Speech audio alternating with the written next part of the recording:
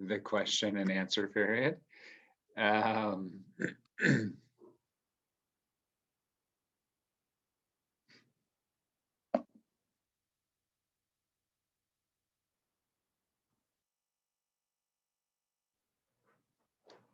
okay, so let's just settle in. We'll sit.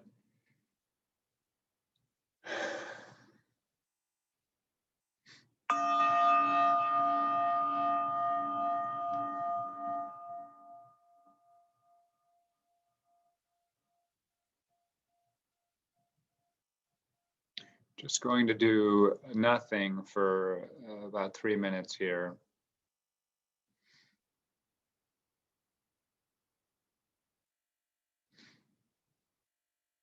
So the essence of the practice is a form of acceptance. We could call it,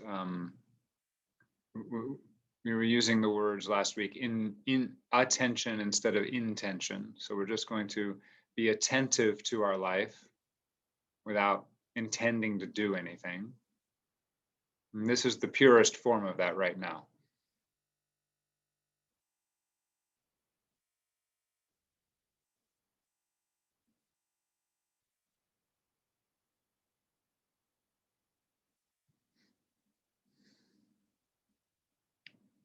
The way to accept this moment is just to let this moment be. It doesn't require that you say you love the moment or that it's perfect, or you just let it be the way it is without interfering with it. And that's what we're going to really focus on today.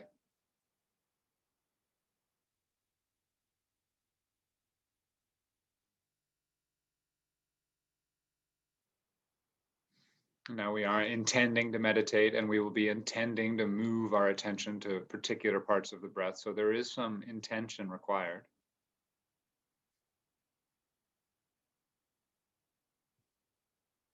And at first it might feel like quite a bit of effort is required because it's new to you, or today you feel not very focused, and that's fine.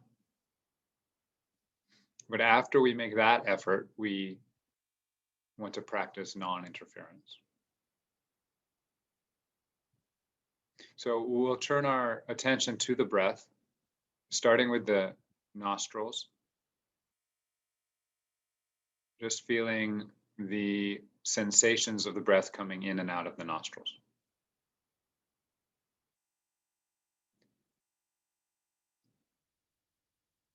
If the breath is a uncomfortable object for you and you wish to choose some other object today, that's fine. Everything I say will apply to anything you decide to attend to, but make a choice and stay with it. You may also want to just stay with a particular part of the breath that feels more comfortable.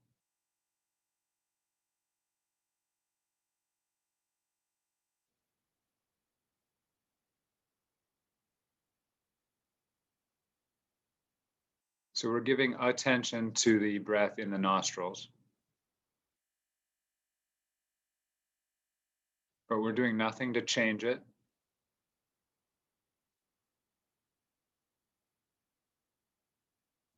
We aren't trying to control it. Just wait for the breath to come in, wait for the breath to go out. You don't need to do anything. It will happen.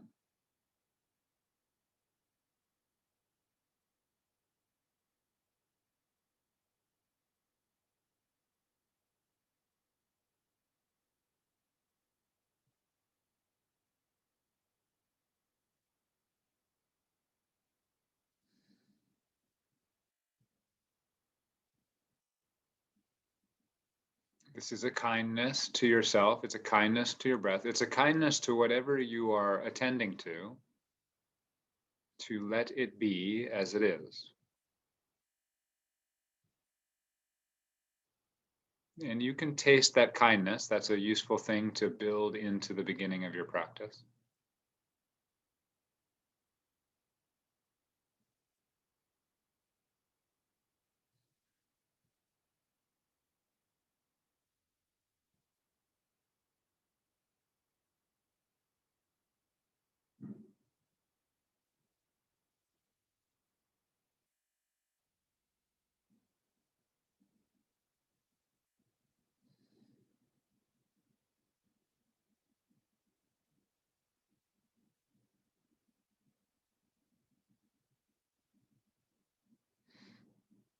as you really practice letting go of interference, your breath might start to settle down over the period of this meditation. It might start to feel deeper and longer and easier, but it might not.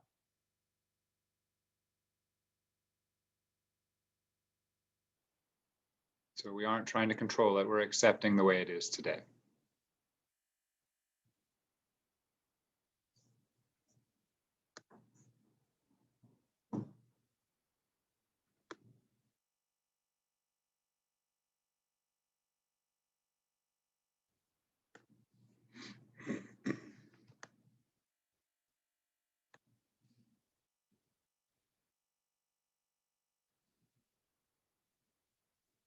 So we turn our attention now to the breath behind the nostrils, behind the nose, in the sinuses.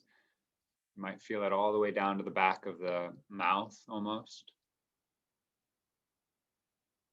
The air must go somewhere after it goes through the nostrils, and it goes behind the nose, down towards the throat. And we're going to tend to that now. So we require a little bit of effort to turn our attention to this part of our breath.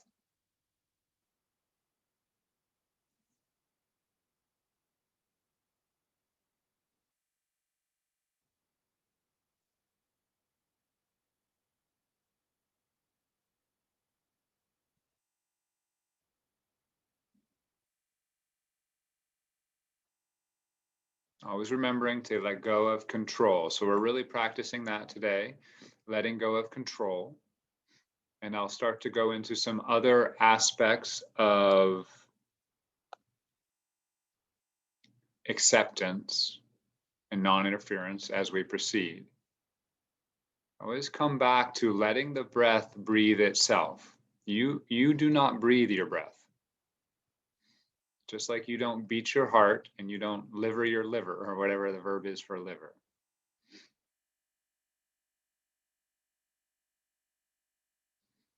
You can interfere with your breath, but we're practicing not doing that. And we do it most of the day, all the time while we're sleeping. And most of the day, we're just letting our breath do its thing.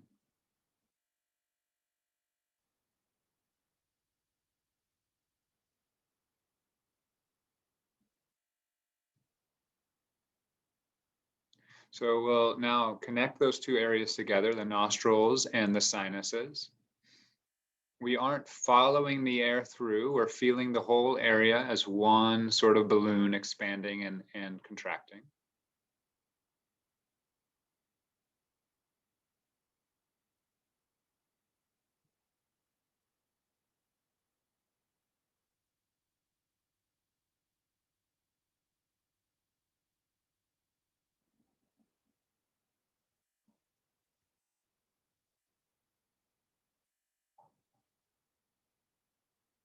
So the simplest way to begin to get to acceptance is to really actually focus your attention more intensely at first, really bringing it into the sensory experience.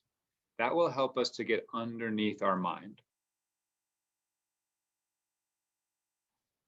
So we will feel the cool temperature of the air or the hot temperature. We will experience the tension or pressure in our musculature or our flesh as the air moves in and out.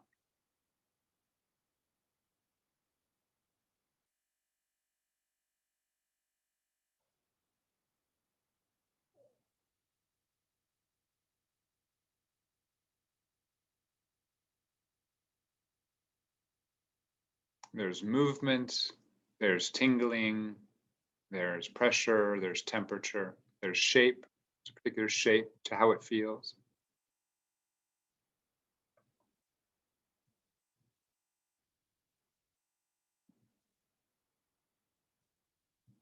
When we really start to experience that, then we're getting into things. There's no story about who you are or what you need to do or how good or bad you are or what's wrong with tomorrow or yesterday in the sensations in your nostrils. They're just not there.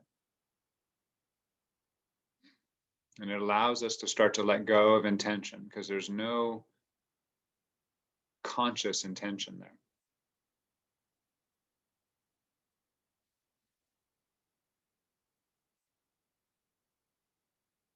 As we move through the breath in the body, we may notice areas of unconscious intention, places that feel uncomfortable or emotional or tight. That's very normal. And we can't force those to go away. We just withdraw our energy from them. We let them be as they are.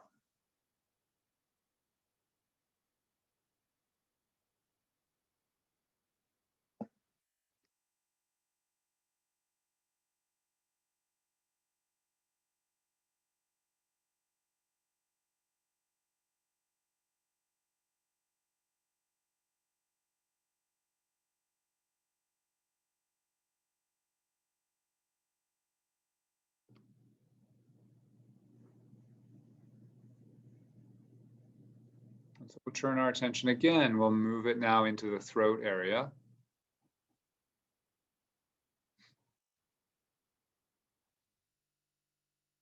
And if you don't have haven't had any emotional elements in the nostrils or sinuses yet, the throat is often the first place you'll start to notice, oh, there's more going on here than just breathing. There's some tension or some pain or some wounding or some tightness or some emotion of some sort.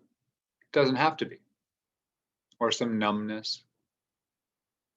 And that's all unconscious intention. That is, it's patterns of doing that that have been embedded in your nervous system throughout your life by habits, by actions you've taken or not taken in your past. You don't need to figure it out. All you need to do is be there with it, now practicing attention instead of intention.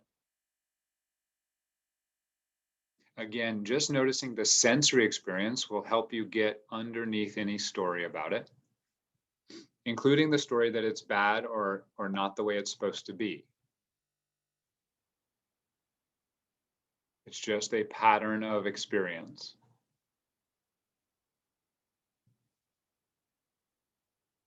Everything is a pattern of experience, a pattern of sensory qualities.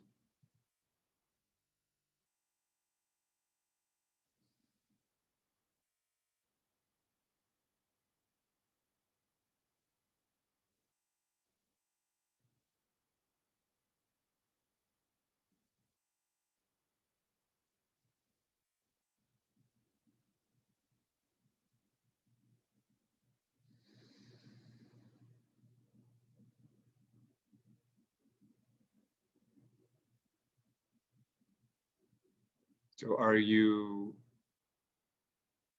trying to change anything? It's okay if you are, just notice it and let go of it. Let go of controlling it.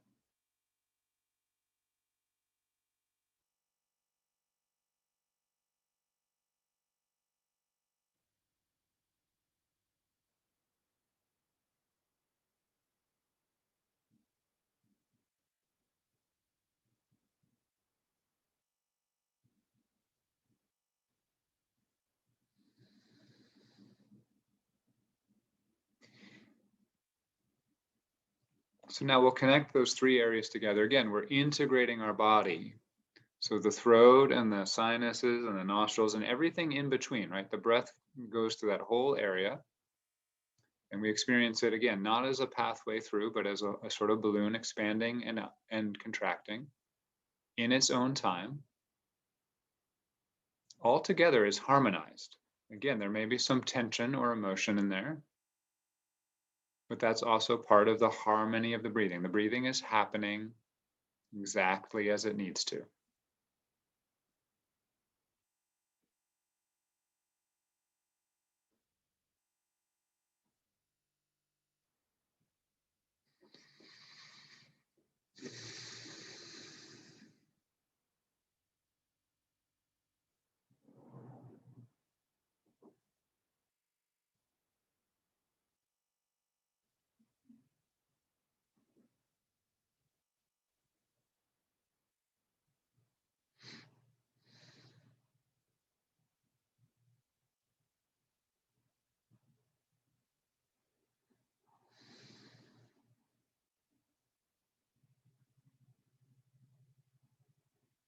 The first rule of acceptance of attention is just seeing it as it is. That's all we're doing, is seeing our experience as it is, our breath as it is. One thing we can add to that now is letting go of judgment. So that can be a hidden way we're not seeing things as they are. Just notice if you're saying, oh, this is a good breath or this is a bad breath. Or I don't like this breath, or I do like this breath. Or I do like this feeling, or I don't like this feeling. That's all fine and very normal, but that's a form of intention. It's a form of interference. It's a form of non-acceptance. Good judgment is just as much a form of of non-acceptance as bad judgment is.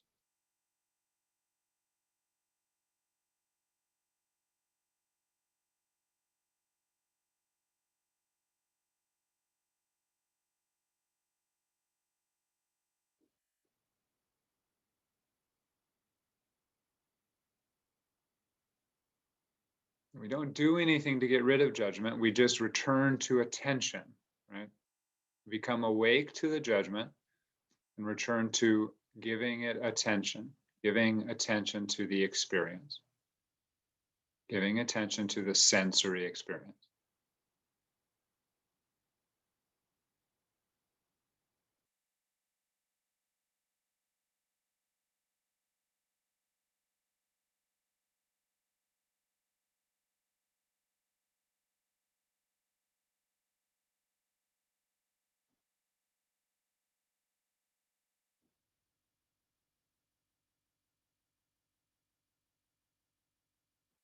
Now, for those of you who are practiced in this, you may already be doing it, but in between the in-breath and between the out-breath and the in-breath, you could start noticing the whole body.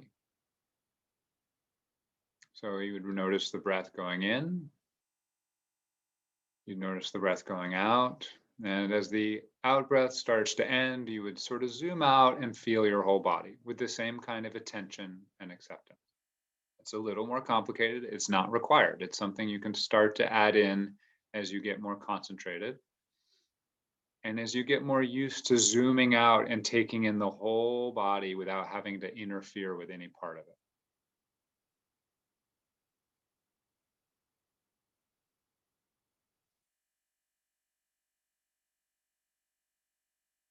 So let's do that if you want to, as we start to focus on the sternum area, on the inside, right, where the breath comes in and out, expanding the sternum a little bit. It may be a lot for some of us who breathe in the chest a lot, or it might be almost not at all. And you can start to let that spread around to the back of the rib cage as well. So you notice the breath from the sternum all the way around the rib cage. And again, there can be some wounding or tenderness in our sternum, our heart area, or our rib cage. Some hidden intention, some unconscious intention, some historical patterns of doing built into our fibers. And that's okay. We just notice that and give it attention. Breathing in and then breathing out. And possibly settling in on that end of the out breath into the whole body, experiencing the whole body.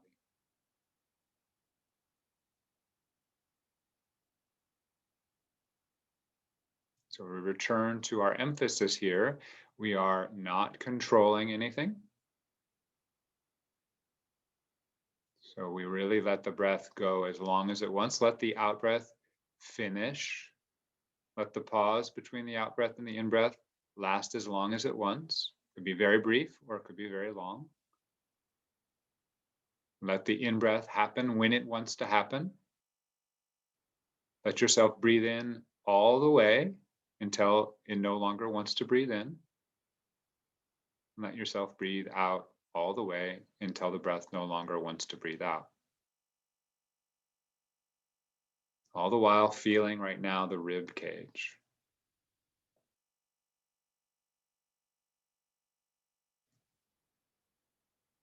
Tuning into the sensory experience, not our story of the breath, but our actual feelings of the breath. And then letting go of any judgment. Noticing if you're thinking, now this is good and this is bad. That's all normal, but we want to make it conscious so that we can let go of the doing, the judging, and move into just the being with, the accepting.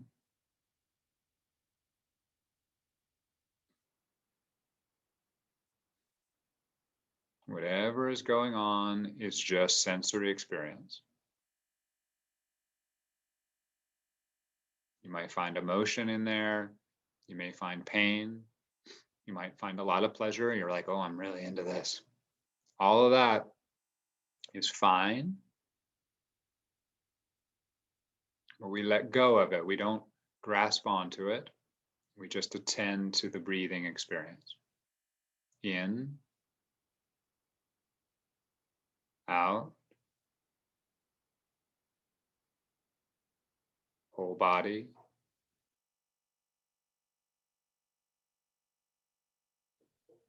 In, out, whole body.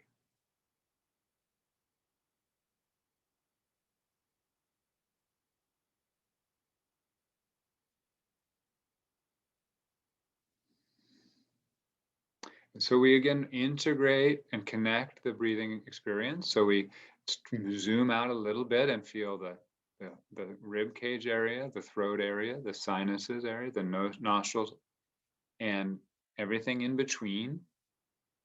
We aren't following the breath on a path through the respiratory system. We are feeling the whole system together. As the air comes in the nostrils, the rib cage is already expanding. The throat is opening. The sinuses are opening. It all happens in one experience. We are harmonizing. We are noticing the harmony.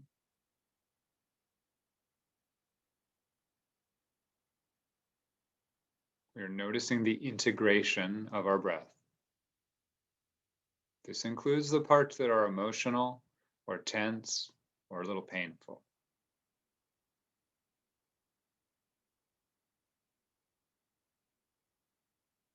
We may notice that there's a kind of energizing as we breathe in and a letting go as we breathe out, but it's not something we're doing, we just notice.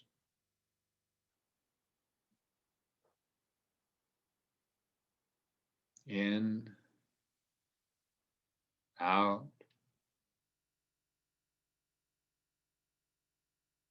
whole body, if you want to.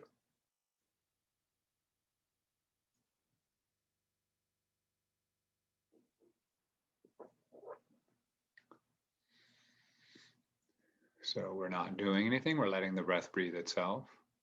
We're letting go of judgment. We're with the sensory experience.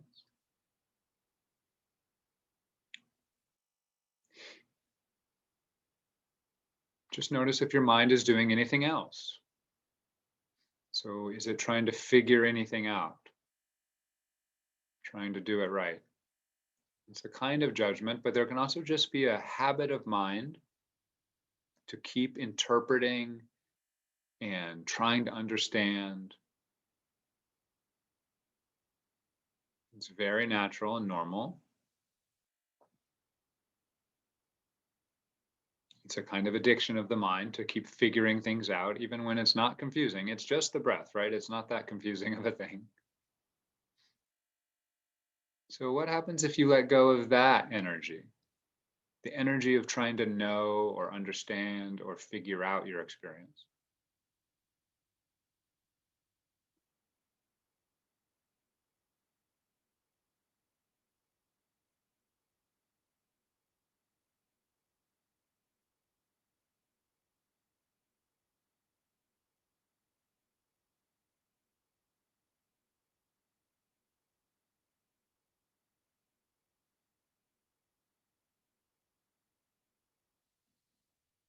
Remember, we're really just trying to attend to the breath. All these other instructions I'm giving you are a way of bringing you back to the breath. If you're with the breath, you don't even need to hear me.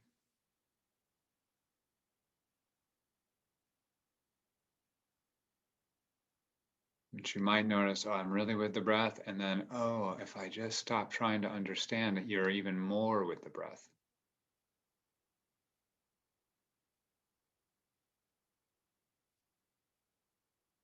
If, on the other hand, you try not to understand, it makes you further away from the breath, then ignore what I said and go back to the breath.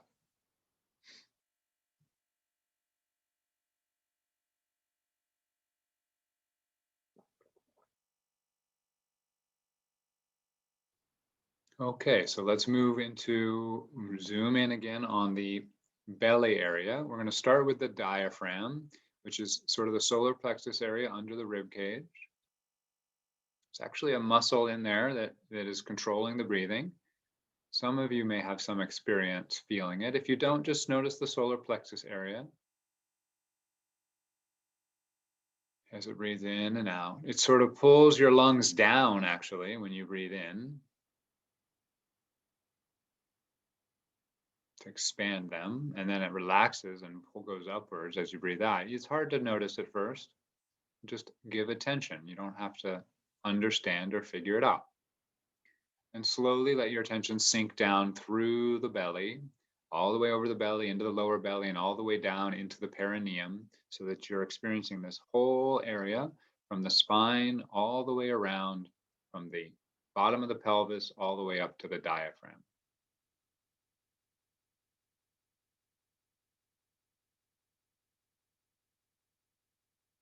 Again, lots of possible emotion, tension, holding, bruising, pleasure.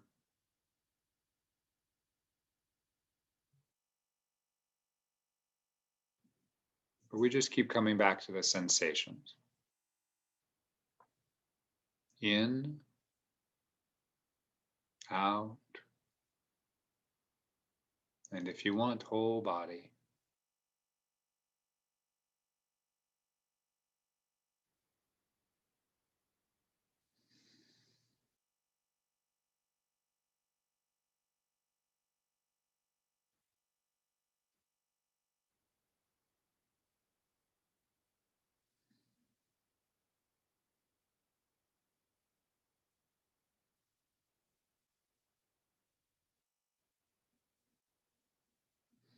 Remembering again to let the breath come in when it wants to come in and go out when it wants to go out.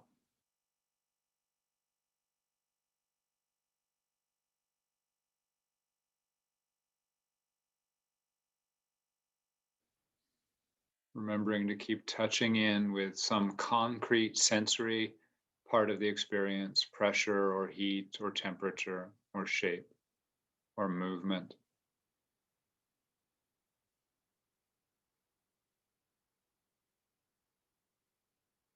Just noticing how much judgment you are using, and take a little bit of energy out of the judgment and just put it into attention.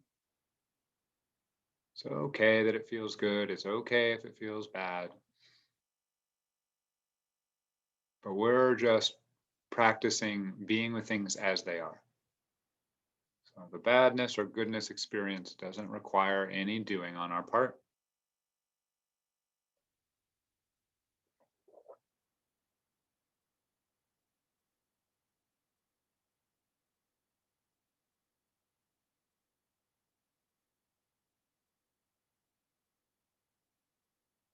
And finally, just noticing if your mind is still sort of trying to track and remember and know and figure out and recall and tell a story about your meditation. That's all very normal. Just see if you can let that energy go. As you do this, you might find your sense of yourself sinking lower and lower into your body. It's not a goal, but it just might start to happen as you really start to turn on acceptance and attention, that you'll start to sink into the breath. And it's almost as if you're breathing and observing your breathing from the belly itself. Or it could be the throat or the heart or wherever you happen to find your attention settling down.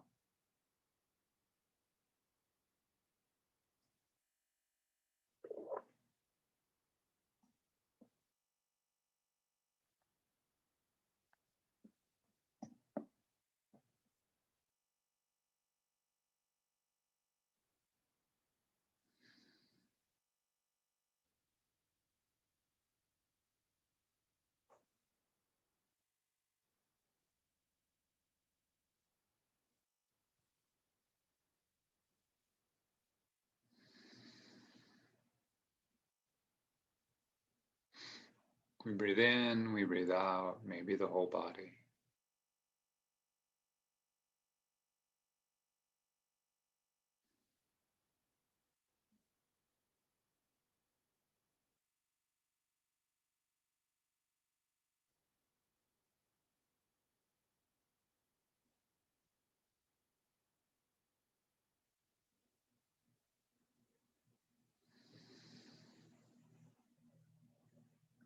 Okay, so for the last few minutes, we're going to connect that whole experience together.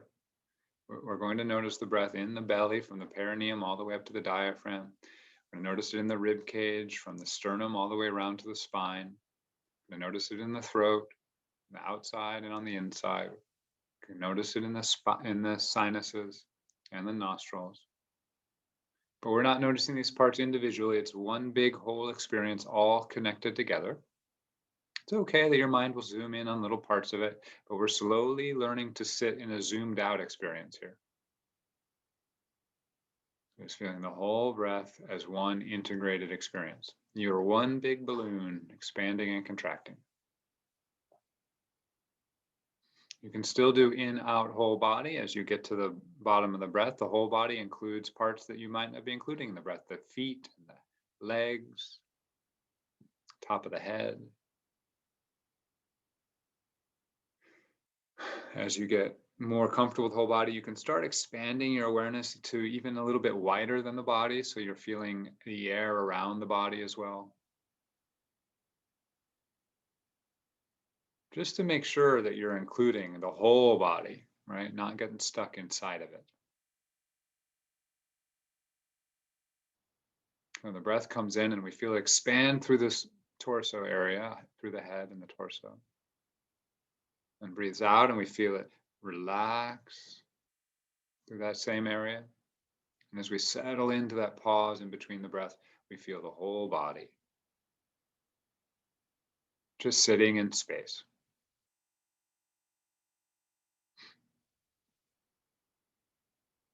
And it might require a little doing right now to stay with all this experience and not get lost in your mind. But over time, we're just allowing that breathing body to breathe. The body breathes itself.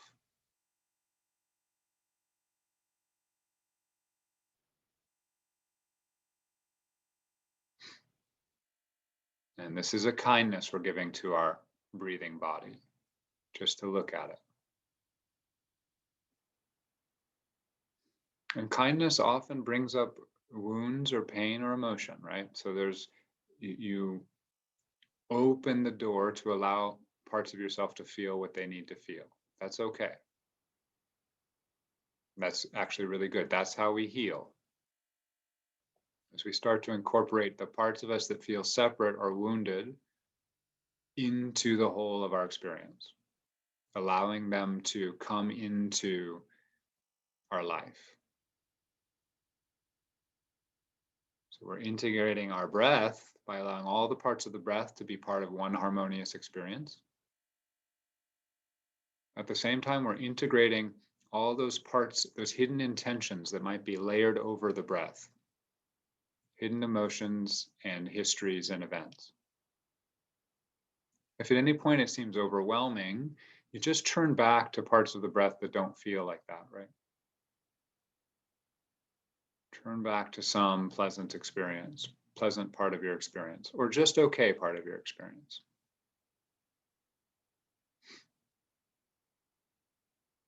It takes some wisdom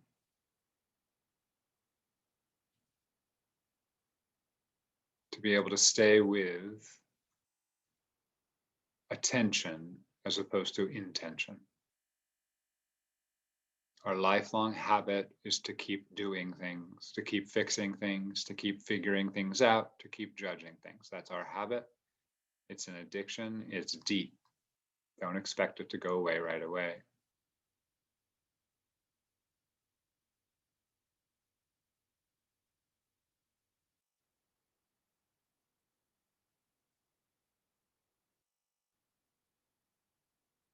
But we're slowly going to unwind that habit by sitting like this, remembering to come back to just acceptance, just the way things are right now.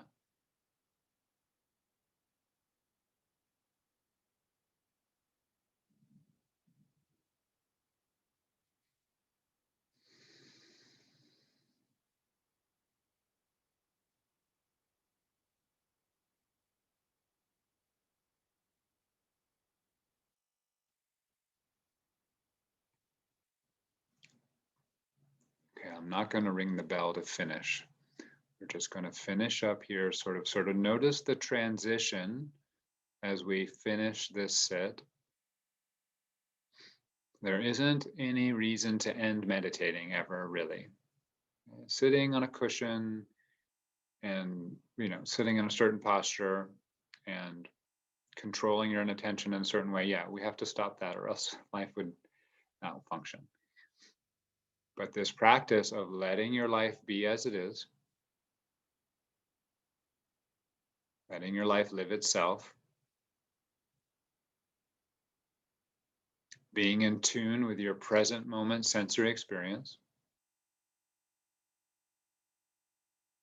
being awake to judgment and letting go of it, letting go of trying to control it.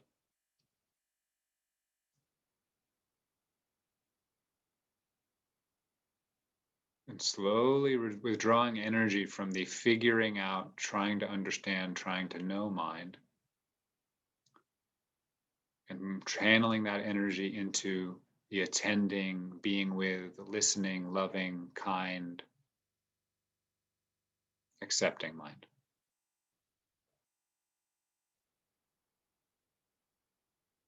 So when you're ready, you can open your eyes if they're not already open, or you can stretch out a little or adjust your posture. Doing a little movement, allowing your body to move how it wants to. Again, meditation has some intention behind it, and it does require discipline, but it can it can counter the whole practice if you aren't attuned to it. So we force ourselves to sit still. That's very useful for certain aspects of it, but then we want to let the body know it can move how it wants, right? It can stretch.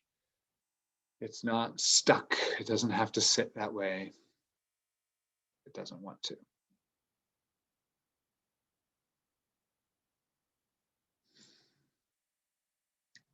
Ultimately, we would want our meditation to increase the flow in our life. That's not always going to feel that way. It's not always going to feel that way after every sit. But we do want to start moving that way, right? So instead of feeling more stuck after meditation, we want to feel more fluid internally and externally. And if it does feel stuck right now, like you got into some part of the emotion and it just kept hammering and just kept locking in, then let yourself move, really turn your attention to other parts of your experience outside the world. If there's some part of the internal body that feels good, turn your attention there.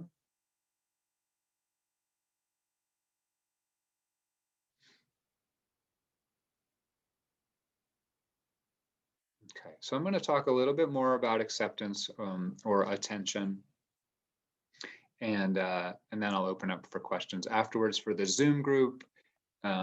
If you're on Facebook and you want to ask questions, you can write a note message or something there, but I won't attend to it till later. Or you can come join the Zoom group this week or any other week. We'll be here every week.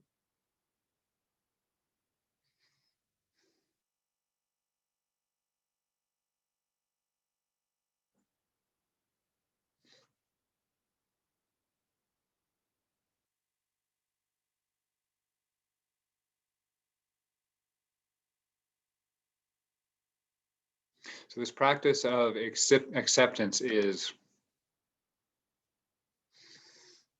in some ways, it's the whole practice. It gets very, very subtle.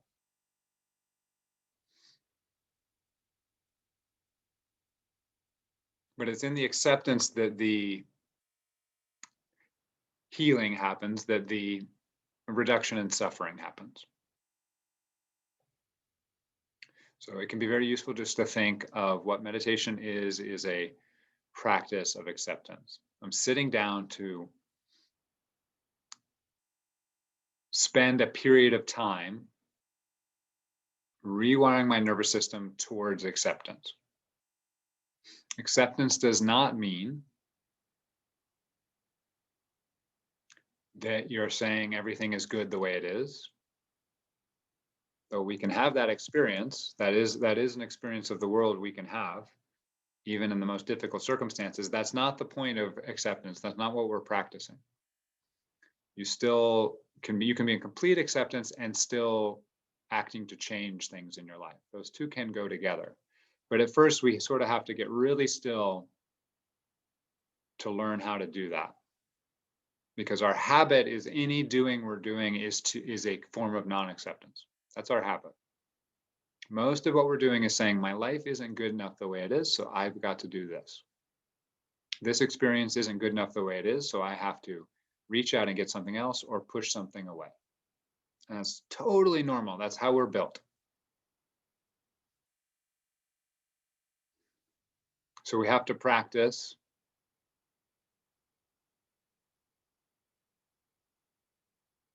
interacting with our life in a different way.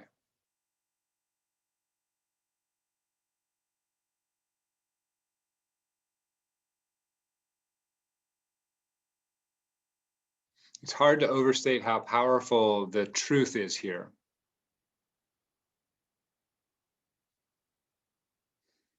Suffering doesn't happen without non-acceptance.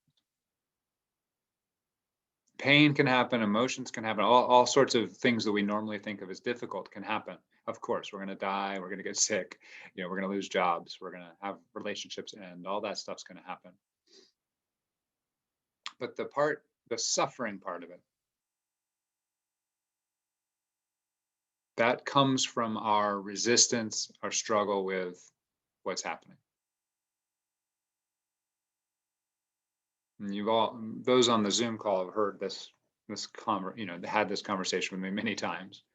But it's really important to keep coming back to it and rediscovering what it means.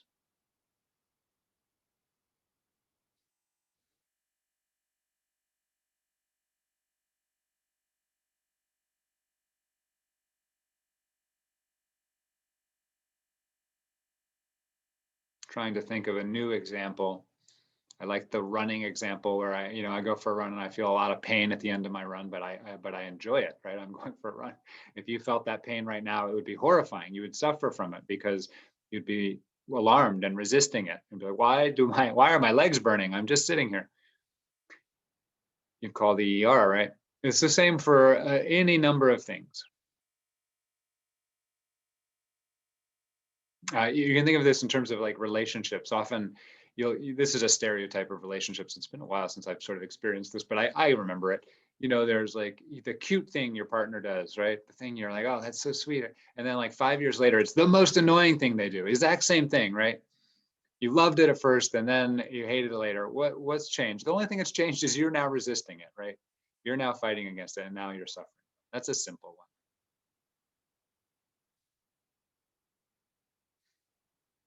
It's such a relief to be able to change your life without resisting your life.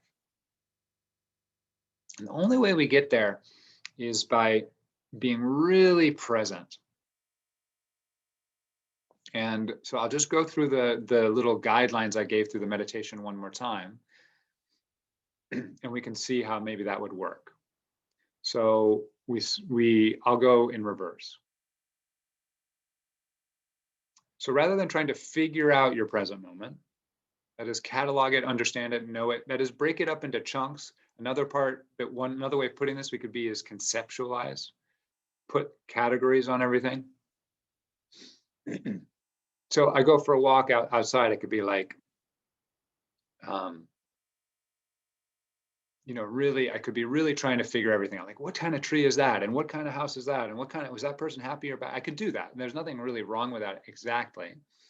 But what would it be like to just go for the walk without trying to figure anything out about it, without having to make it a goal to understand it?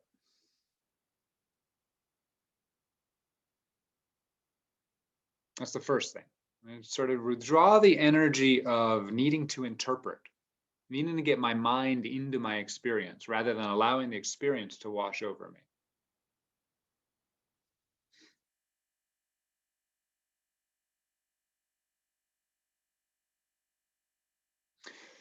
Second, to sort of start to withdraw energy from the judging habit.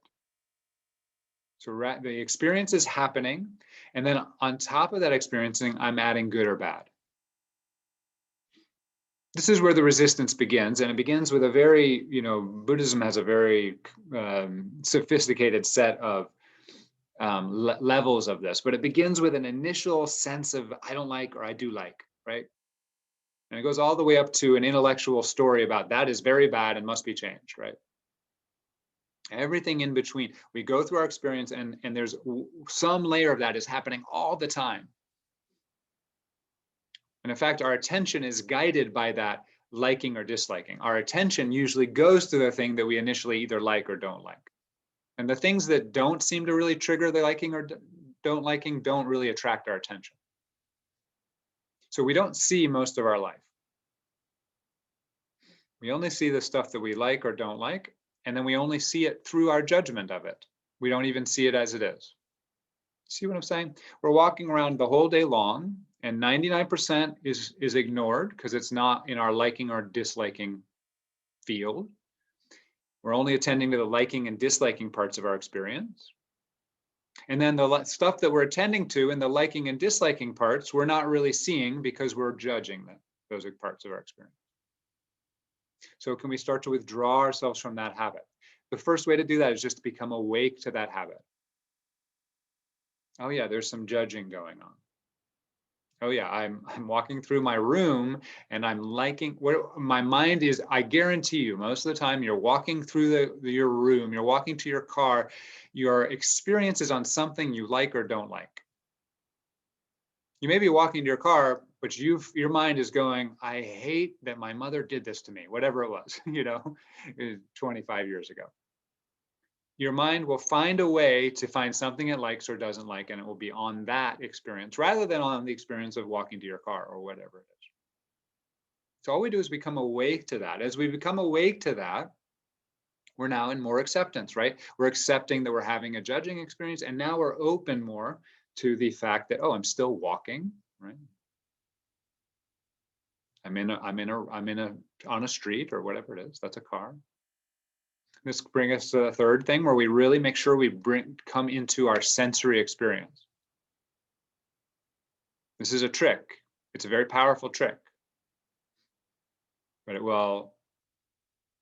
with concentration, it helps to move you past 95% of the non-acceptance. Just moving into your present moment sensory experience, really touching into the heat or pressure or movement or color or light or sound or whatever, really moving into it, not your idea of it, not trying to figure it out, just trying to experience it as it is.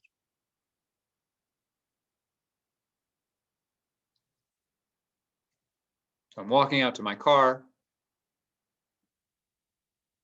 not trying to figure out anything.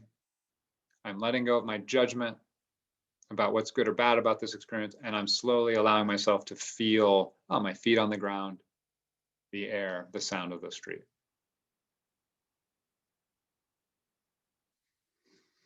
And finally, we really start withdrawing our sense of being the doer. In some ways, this is the most advanced, but it's also mm, it's very basic. It's the same as I said before, right? You don't control your heart. You don't need to. It's just doing it all day long. In fact, this whole system, you're not controlling almost any of it, even in our normal common sense notion, right? The nervous system, this incredible complexity is just all happening underneath the level of consciousness, all happening without our effort. Even this, I just moved my hand, but really I didn't intend to move my hand. I mean, I really didn't think about it. It just happened, right? When you're talking, how many of the words did you think about before they came out? Well, most of the time, none of them.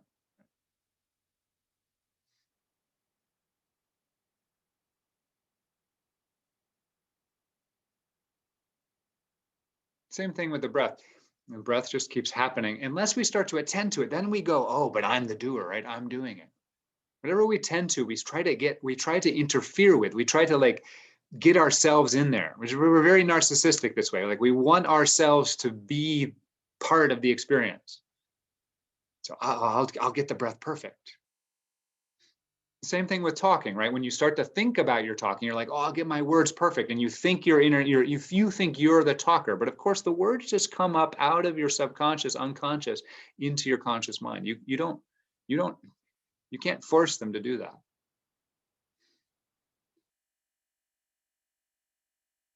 So we practice letting life happen.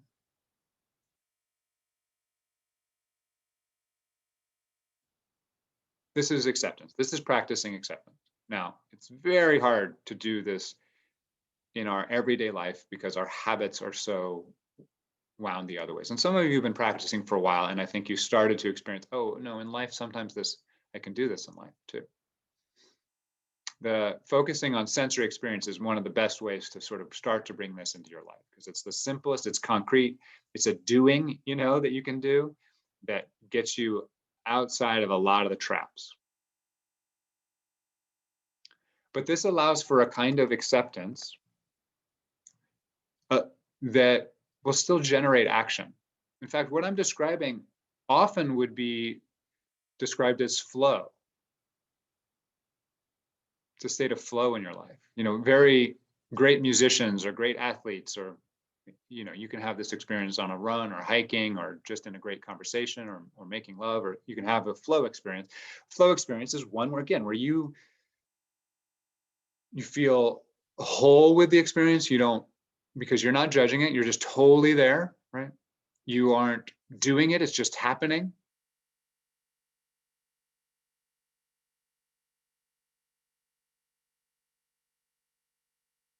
And yet these flow experiences are often associated with the highest forms of excellence or achievement, right? So they can be part of what would look like from the outside a lot of doing. But when you have a flow experience, musicians can really tune into this, and athletes, it's very simple to sort of remember a time. Oh yeah. It's happening without you, right? It's just happening without you. It feels amazing. And you can later on take some like ownership of it and give yourself some pride because like I did that. But of course, when it was actually happening, you weren't doing it. It didn't feel like you were doing it. So acceptance is not a practice of non-engagement with the world in a practical sense. When you get out of your way, you will still breathe, just like you'll still get food for yourself, just like you still won't hit people that, in the street, right? Because you'll be responsive, just like a great basketball player or musician is, to the circumstances of the moment by trusting your own system.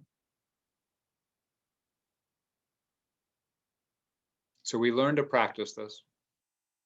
We're withdrawing energy from resistance.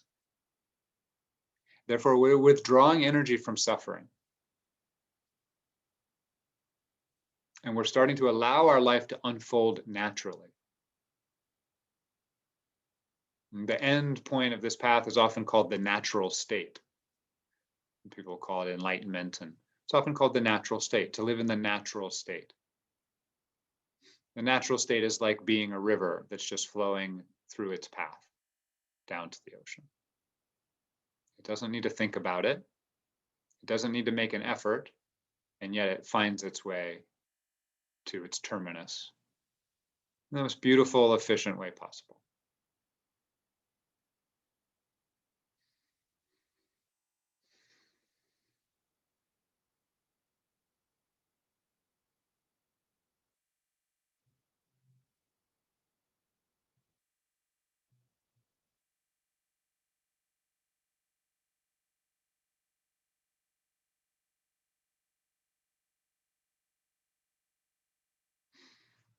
Okay. So we'll be here every week. For those, I'm about to end the Facebook Live. Come back any Saturday. I am trying to encourage this sense of community. Most everyone on this call I know pretty well at this point, and it always warms my heart to see everybody. I feel a real sense of community with all of you, and I think that's really supportive. I know it is for me, but I think it is for all of us because of our nervous system. It's really important part, and so I'm encouraging us to give attention to that. It's a big part of the meditation practice. In the Buddhist world, this is not a Buddhist class at all, but there's the Sangha is a big part of a meditation practice, and that's the community. There's just parts of our nervous system that don't get attended to if we just sit by ourselves in a room. It's very important to do that kind of stuff, but there's other stuff that comes online when we're in community, both challenging stuff, right, and very supportive stuff. And so it's an important part of it. So everyone's welcome every Saturday. There'll be, and also for anyone who doesn't know, there's a pre-sit from 9:15 to 9:45. Anyone's welcome to come sit that. There's no guidance. We're just sitting together, and then the guided meditation starts at 10. If you want to come ask questions, come to the Zoom group, and you can sign up in Anakari. All right. So I'm going to